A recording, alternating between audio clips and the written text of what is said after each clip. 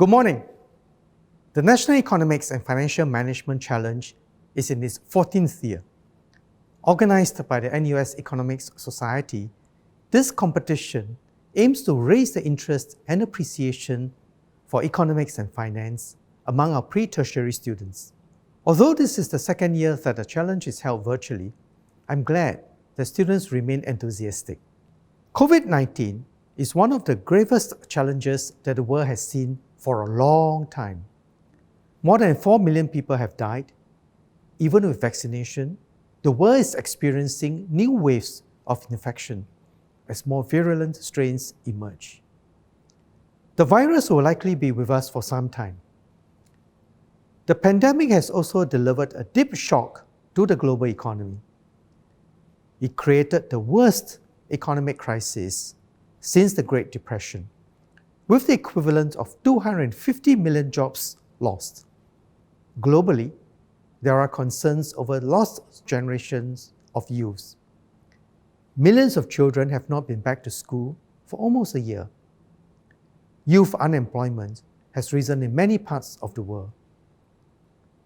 Many governments have also borrowed heavily to fund their crisis measures, which will have to be repaid by the youths and future generations.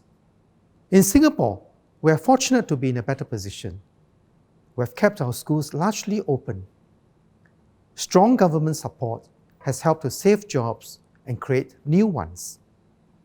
And we did so without having to incur a single cent of debt, because of the fiscal reserves that our forefathers painstakingly built up over the years. But COVID-19 has put many plans on hold, some permanently. The future is much more complex and more uncertain. So the theme for this year's challenge, building a resilient post-COVID-19 economy, is most apt. For youths like yourselves, you may be wondering, what does the future hold for me? Do I have the same opportunities as my parents?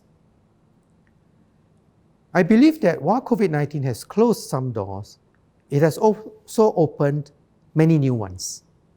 The post-COVID-19 world will be quite different from the one before, but it will be no less exciting. COVID-19 has accelerated structural changes that were already in motion, including the digital revolution and the emphasis on environmental sustainability. Our youths are well placed to seek out these new opportunities. Your education has given you a strong foundation and nurtured you to be a confident, lifelong learner. In a world of rapid changes, lifelong learning will help each of us to stay up to date and relevant. An understanding of economics and finance provides a valuable foundation for lifelong learning. I personally benefited greatly from my study of economics in university.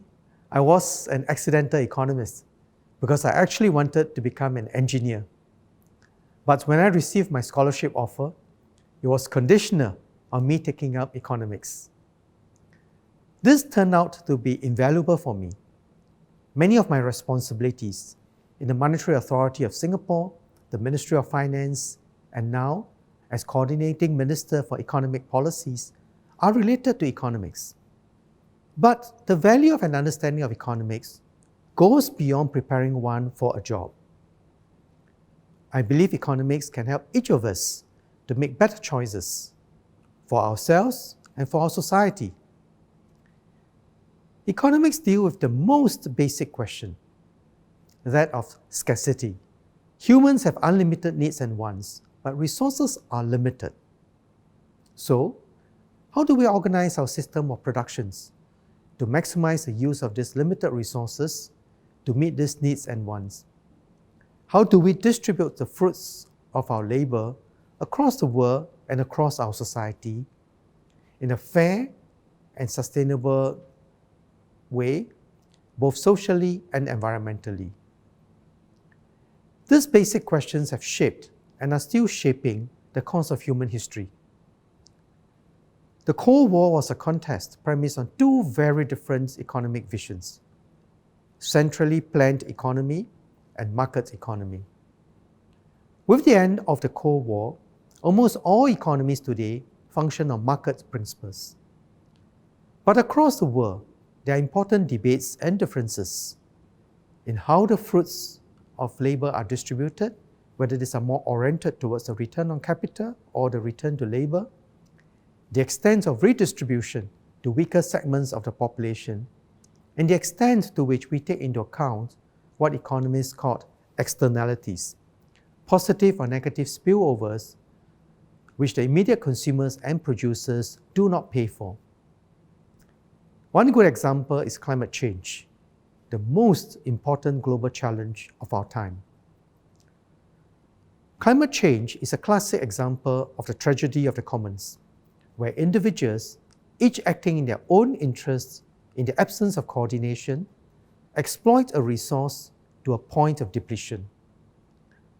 But I'm glad that countries have come together through the Paris Accord to agree on emission targets. There's also been good progress to properly price the externalities of carbon emissions. Another example is the changing demographics in Singapore and in other parts of the world. With aging, countries will need to spend more to take better care of their seniors. But with aging, economic growth will also slow and government revenues will not grow as fast as before. Countries either have to raise revenue from those who are still working or scale back services for seniors, or both. In Singapore, to keep public health care affordable and provide for other spending needs, we'll have to raise GST in the coming years. In some countries, this has led to an increasing intergenerational divide. But fortunately for us in Singapore, we have a strong social compact. We had earlier introduced the Pioneer Generation Package and the Merdeka Generation Package. Our unity has been further strengthened during this crisis. These two examples, climate change and changing demographics, show how we can apply the basics of economics and finance to public policy. The discourse is not just theoretical, but it can lead to better outcomes that can improve the lives of billions of people on Earth. So I'm glad that this challenge is helping our young people to build these perspectives by linking economics and financial concepts to real-world problems, and by developing your ability to think critically and work in teams. I thank the NUS Economics Society and the organizing team for putting together another successful edition of the competition.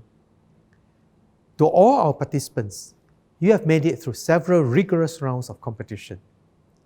After this, you will have the opportunity to present your ideas. And I understand there is also a surprise round, which has been kept under very close wraps. I wish you all the best for the rest of the event. Regardless of the results, I trust that you would have learned something and made new friends. I hope you will continue to deepen your interest in economics and finance and use this knowledge to become active citizens and make a difference. This is the spirit of Singapore Together, where we can all play a part in building a better shared future.